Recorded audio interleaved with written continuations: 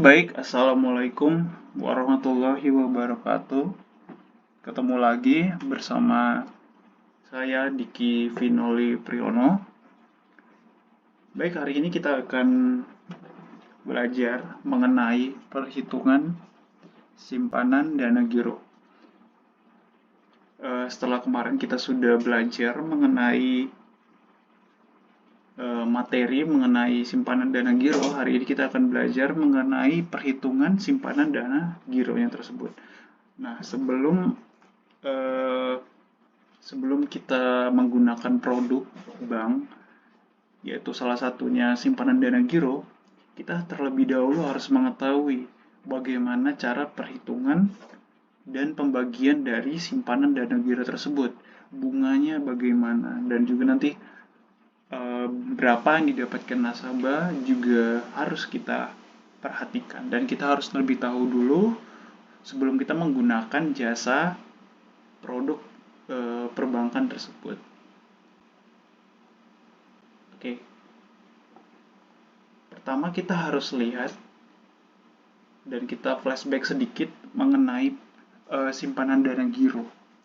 Jadi simpanan dana giro merupakan salah satu produk perbankan yang berupa simpanan dari nasabah, yang mana bank itu menghimpun dana dari masyarakat yang tujuannya untuk memberikan masyarakat edukasi bagaimana cara menabung, dan juga nantinya nasabah akan mendapatkan keuntungan dari membuka rekening dana giro begitu.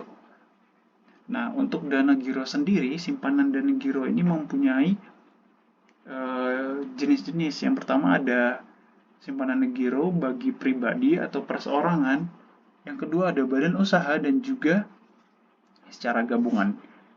Di sini bisa dilihat ya, ada perseorangan, kemudian juga ada badan usaha. Oke. Kemudian untuk jasa giro ini atau simpanan giro, dia penarikannya tidak hanya dalam mata uang rupiah, tapi juga ada dalam mata uang asing, dan juga bisa diambil kapan saja, kemudian juga bisa selama jam kerja, dan juga bisa menggunakan cek ataupun bilet giro sebagai sarana penarikan dan pembayaran dari simpanan dana giro. Karena hari ini kita akan belajar mengenai perhitungan simpanan dana giro, jadi untuk simpanan dana giro tersebut ada dua metode untuk cara menghitungnya. Yang pertama adalah metode saldo terendah. Yang kedua ada metode saldo rata-rata. Lalu apa sih bedanya? Oke, jadi untuk bedanya metode saldo terendah itu menggunakan saldo yang paling rendah di laporan rekening koran nasabah tersebut. Oke, nanti kita akan lihat ada contoh soalnya. Dan kemudian untuk metode saldo rata-rata, cara menghitungnya adalah dengan kita menjumlahkan semua saldo dari tanggal awal transaksi kepada sampai tanggal terakhir kita ada transaksi begitu. Nanti akan dijumlahkan dan kemudian akan dibagi dengan total transaksi yang terjadi. Oke, selanjutnya di sini ada contoh perhitungan. Setelah tadi kita sudah flashback mengenai simpanan dana giro, kita akan belajar dari soal tersebut. Soal ini dijadikan sebagai contoh, yaitu silakan perhatikan transaksi yang terjadi pada rekening Pak Yogi. Nama nasabahnya udah bisa diingat ya, namanya Pak Yogi. Pada bulan April 2022. Kemudian ini ada datanya, nama nasabah Yogi, kemudian nomor rekening 1504 2022 10. Oke, jadi di sini ada rekap transaksi yang terjadi di rekening laporan koran Pak Yogi. Yang pertama, tanggal 1 setor tunai sebesar 50 juta. Yang kedua, tanggal 5 tarik tunai sebesar 10 juta. Yang ketiga, tanggal 11 setor clearing sebesar 30 juta rupiah. Yang keempat, tanggal 20 ada setor tunai sebesar 15 juta. Kemudian ada tanggal 23, tarik tunai sebesar 10 juta.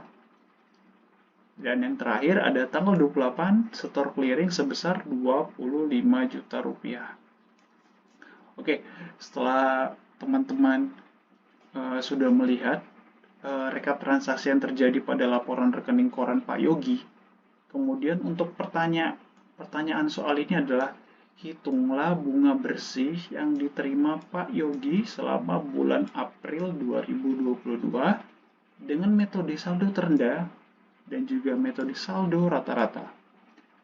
Dan ditetapkan suku bunga yang berlaku sebesar 18% per tahun dan dikenakan pajak sebesar 20%. Oke, jadi bisa teman-teman ingat ya bahwa suku bunga yang ditetapkan sebesar 18% per tahunnya dan dikenakan pajak sebesar 20%. Oke, kita lanjut ke perhitungannya. Oke, jadi di sini ada laporan rekening yang sudah direkap, yaitu tadi tanggal 1 setor tunai masuknya di kredit sehingga saldo tersebut masih tetap 50 juta, dan kemudian ada tanggal 5 tarik tunai masuknya di debit karena di simpanan dana giro ini apa yang dikredit tandanya itu menambahkan dana, sehingga apa yang di debit itu mengurangi dana tersebut. Oke, bisa diingat-ingat, jika dia ditaruh di kredit maka itu menambahkan dana, dan apabila dia di debit itu maka akan mengurangi dana. Oke, untuk keterangan tambahannya bisa nanti dibaca sama teman-teman. Yang pertama ada transaksi debit untuk pengurangan dana, dan transaksi di kredit untuk penambahan dana. Oke. Kemudian untuk transaksi tarik tunai, karena dia menarik uangnya dari rekening korannya, maka itu akan mengurangi dana. Dan juga setor tunai, tandanya kita menyetorkan uang untuk deposit ke dalam rekening koran kita, maka itu akan masuk ke kredit atau menambahkan dana. Dan apabila ada transaksi setor clearing, maka itu tandanya seperti menyetorkan uang dengan cek atau bildet giro sebagai sarana penarikan ataupun sarana untuk pembayaran dana giro. Oke, jadi bisa diingat ya teman-teman untuk jawabannya, dan juga ada keterangan tambahan mengenai posisi debit kredit atau pengurangan dana atau penambahan dana untuk laporan rekening. Oke, selanjutnya saya akan menjelaskan bagaimana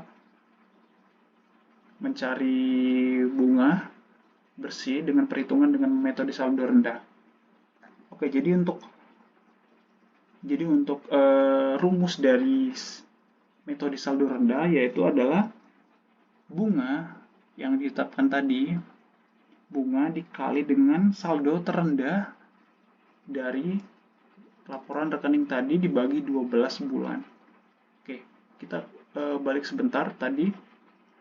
Jadi untuk saldo terendah pada laporan rekening Pak Yogi sebesar 40 juta. Di sini ya di tanggal 5 April 2022. Saldo terendah.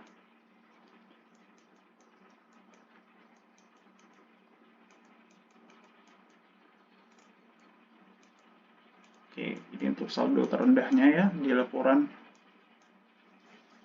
Pak Yogi sebesar 40 juta. Langsung kita masukin aja. Bunga sama dengan tadi presentasi suku bunga yang berlaku sebesar 80%. Sebesar 18% maaf, dikali 40 juta karena tadi 40 juta ini adalah saldo terendahnya begitu. Terus kemudian dibagi 12 bulan karena hitungannya per tahun begitu ya. Dengan hasilnya 600.000 rupiah. Ya 600.000.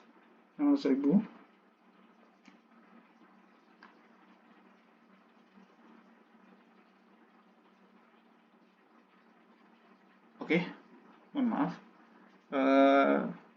Kita lanjut. Kemudian untuk pajak, tadi pajak yang ditetapkan atau yang diberlakukan sebesar 20%. 20% ya ini ya. Oke, selanjutnya langsung aja.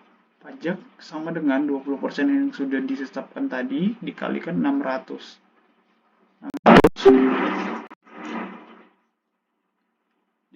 Dan hasilnya sebesar 120.000 rupiah. Oke, kemudian untuk bunga bersihnya, kita tinggal untuk mencari bunga bersihnya tinggal bunga kotor dikurangin pajak. Bunga kotor ini dikurangin pajak. Jadi totalnya 480. Oke. Selanjutnya kita akan lanjut ke metode saldo rata-rata. Nah, untuk metode saldo rata-rata ini adalah rumusnya itu adalah persentase bunga dikali saldo rata-rata dari transaksi tersebut dibagi 12. Oke, yang pertama kita akan melihat dulu jadi untuk saldo rata-rata, metode saldo rata-rata kalian harus menjumlahkan transaksi yang awal ini sampai saldo yang terakhir. Nah, nantinya akan dijumlahkan semuanya sehingga ketika semuanya sudah dijumlahkan, maka itu adalah saldo rata-rata dari laporan rekening tersebut. Oke, karena saya sudah menjumlahkan untuk saldo rata-rata bulan April sebesar 420 juta rupiah dibagi 6. Kenapa dibagi 6? Karena ini adalah total dari transaksi yang sudah berlangsung di laporan rekening korannya Pak Yogi begitu. Sehingga hasil yang didapatkan sebesar 70 juta rupiah. 70 juta rupiah. Dan kemudian untuk bunga jasa gironya, kalian tadi seperti tadi persentase bunga yang berlaku dikalikan dengan ini hasilnya ini 70 juta dibagi 12 bulan sama dengan 1.050. Nah, ini untuk bunga bersih bunga kotor yang didapatkan. Kemudian untuk perhitungan pajaknya, pajak yang berlaku tadi sebesar 20% yang ditetapkan di soal awal tadi dikalikan dengan bunga kotornya, dikalikan sehingga dapatlah hasilnya sebesar 210.000 untuk pajak. Kemudian untuk mencari bunga bersih bulan Aprilnya, kita tinggal kurangkan saja bunga kotor tadi ini, bunga kotor ini dikurangkan dengan ini 210.000 sehingga hasil yang didapatkan untuk bunga bersih dengan metode saldo rata-rata sebesar 840.000 rupiah. Begitu teman-teman. Jadi